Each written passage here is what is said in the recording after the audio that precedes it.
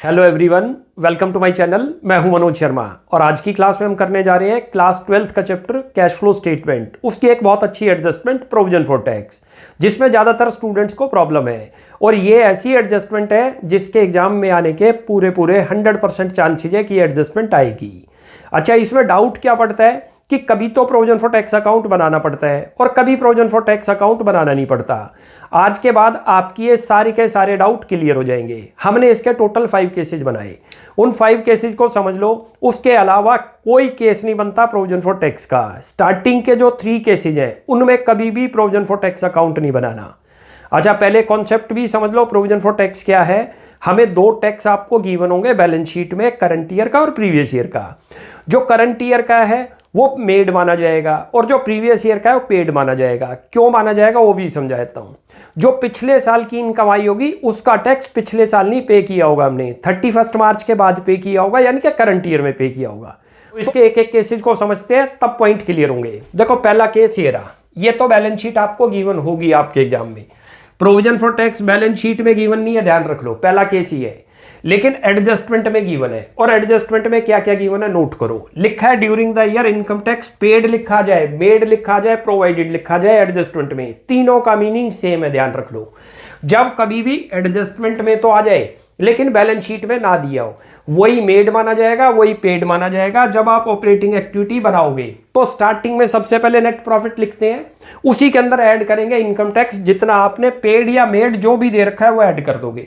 को जो है एंड के अंदर, ऑपरेटिंग एक्टिविटी के बिल्कुल एंड में, जहां आप लिखते हो operating profit before working capital changes, जब एंड करते हैं करंट असेट्स करंट लायबिलिटी के ट्रीटमेंट के बाद, वहां माइनस कर देंगे। क्लियर है? ये एक केस तो ये बन गया।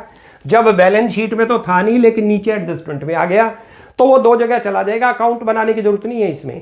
सीधा ऑपरेटिंग में सेम वैल्यू प्लस करो, बिल्कुल टॉप पे नेट प्रॉफिट में, और बिल्कुल एंड में ऑपरेटिंग के अंदर ही माइनस कर देंगे। क्लियर हो गया ये? अब जरा दूसरे केस पे चलते हैं। सेकंड केस में एडजस्टमेंट में तो गिवन नहीं है लेकिन बैलेंस शीट में आ गया। यहां रिवर्स था, बैलेंस शीट में था नहीं, एडजस्टमेंट में था। अब यहां पर आपको बैलेंस शीट में आ गया। ये करंट ईयर है और वो प्रीवियस ईयर है। क्लियर है? ये याद रहेगा।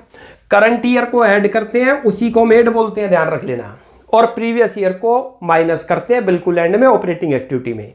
नेट प्रॉफिट के साथ ऐड कर दोगे करंट ईयर, और ऑपरेटिंग एक्टिविटी के बिल्कुल एंड में जहां आप वर्किंग कैपिटल चेंज कंप्लीट करते हो उसके एंड, उसके बाद वहां माइनस कर दोगे प्रीवियस ईयर को, यानी कि पिछले साल वाले को। तो 50,000 प्लस होगा और 40,000 माइनस। क्लियर हो गया?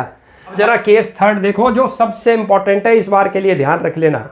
आपको प्रोविजन फॉर टैक्स दे रखा है, ये रहा करंट ईयर और प्रीवियस ईयर। क्लियर है? करंट ईयर इसको बोलते हैं, पिछले साल वाले को प्रीवियस ईयर। याद रख लो, हमेशा जो पेड होगा प्रीवियस ईयर होगा। लेकिन इसमें एडजस्टमेंट क्या आ गई वो अच्छी तरह से नोट करना। इसमें भी आपको प्रोविजन फॉर टैक्स अकाउंट नहीं बनाना।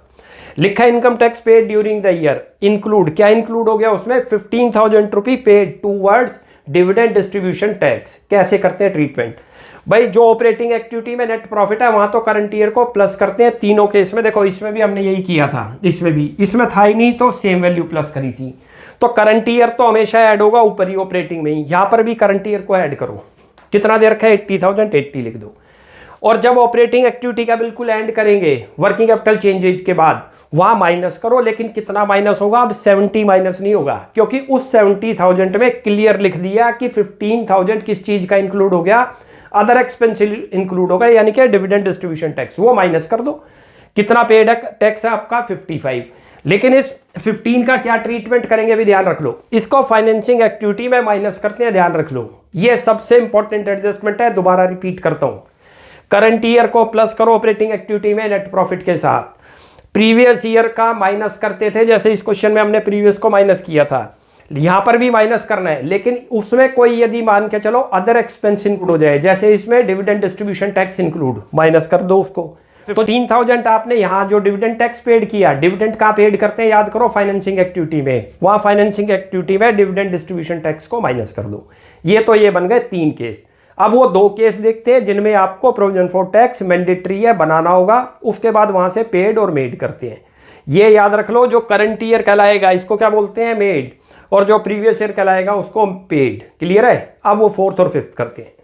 चलो भैया, अब करते हैं इसका केस 4th और केस 5th। दोनों के अंदर आपको टैक्स अकाउंट बनाना होगा। कैसे बनाना होगा? देखो, ये तो आपको ऐसे बैलेंस शीट दे रखी होगी, बैलेंस शीट में प्रोविजन फॉर टैक्स दे रखा है, इसकी एडजस्टमेंट आ गई।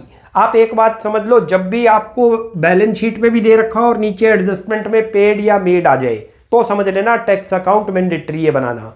इस क्वेश्चन में क्या लिखा हुआ है, पेड है। अब हम डायरेक्ट यहां से नहीं लेंगे, पहले टैक्स अकाउंट बनाएंगे। ये रहा प्रोविजन फॉर टैक्स, कैसे बनता हो भी समझ लो। ये लायबिलिटी साइड की आइटम है और लायबिलिटी के जितने भी बैलेंस होंगे वो क्रेडिट बैलेंस है। तो इसका ब्रॉड डाउन लिखो पहले, credit side balance BD. Balance BD कौन सा है, प्रीवियस ईयर, ये रहा। करंट ईयर यहां लिखते हैं, याद रख लो। अब दो चीज निकलती है, आपको क्वेश्चन में पेड दे रखा है तो पेड को तो यहां लिखते हैं, तो क्या निकलेगा, मेड निकल जाएगा। कभी क्वेश्चन में मेड दे दे तो पेड निकलता है, जैसे इस वाले केस में यही है।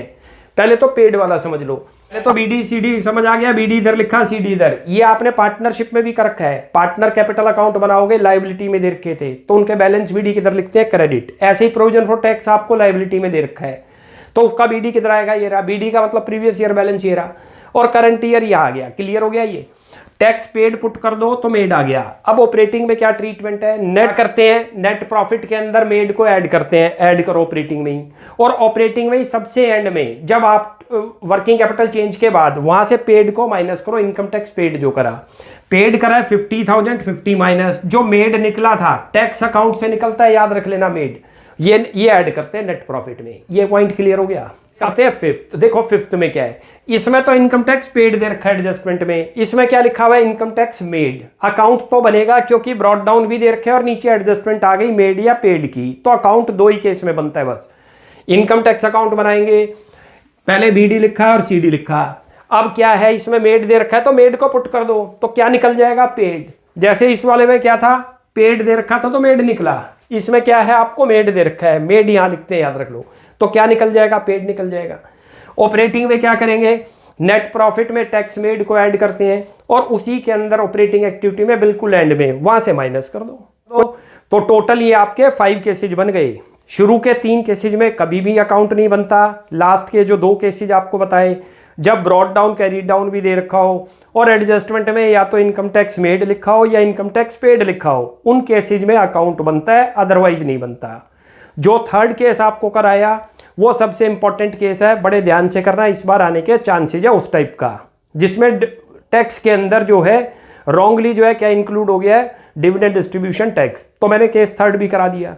तो टोटल 5 केस को करो, आपकी प्रोविजन फॉर टैक्स का जो है जो भी डाउट थे आज क्लियर हो जाएंगे। ऐसे ही मैं एक नई एडजस्टमेंट और लेके आऊंगा जो इंटरेस्ट ऑन डिवेंचर से रिलेटेड है या इंटरेस्ट ऑन लोन से रिलेटेड है, कि इंटरेस्ट कैसे कैलकुलेट होगा ब्रॉड डाउन पर या कैरी डाउन पर, वो नेक्स्ट क्लास में करते हैं। आप यहां तक प्रैक्टिस कीजिए, कोई भी डाउट लगता है you will ask in comment section. आपको हमारी वीडियो अच्छी लगती है प्लीज इसको लाइक एंड सब्सक्राइब कीजिए। Thanks for watching my video. Next class में जल्दी मिलते हैं।